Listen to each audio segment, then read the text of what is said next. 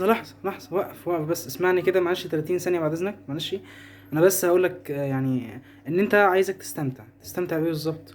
تستمتع بالمذاكرة، تستمتع بحياتك على قد ما تقدر. يعني قصدي أنا هديك مثال عليا، أنا واخد بحث مطلوب مني في المدرسة. عرفت إن أنا قدامي يومين وأخلصه. عملت إيه؟ طبعا واحد ممكن ما كنتش أضغط نفس الضغطة دي، بس أنا عرفت متأخر يعني. المهم اللي عليه، المهم أنا اللي أقصده إن أنت تستمتع. يعني أنا لما عملت البحث استمتعت لان انت اكتب بالقلم وانا بكتب بستمتع. منتظر القلم يخلص عشان نجيب واحد غيره. فاهمني؟ يعني عايزك تستمتع باي حاجه في حياتك، ومش تاخد الحاجه كضغط او امر او كده، لان انت لو خدتها ككده صدقني مش هتكمل في اي حاجه، مش هتخلص اي حاجه في شغلك في حياتك وكده.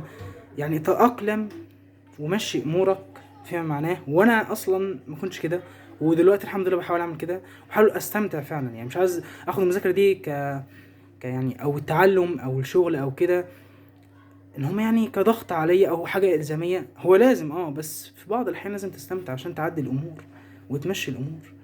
وربنا يوفقك ويصلح حالك. وشكرا لحسن استماعك يا سيدي. اتفضل بقى قلب براحتك تاني او قوم ذاكر لو وراك مذاكره. المهم بس يعني ربنا يهديك ويصلح حالك، وصلي على النبي عليه الصلاه والسلام. متقلقش وما تحملش هم، لان ربنا في ظهرك. وبرضه صحيح ان الكلمه دي يعني اقصد ان ربنا معاك، فما تحملش هم وما تخافش ولا تقلق من اي حاجه. الى اللقاء.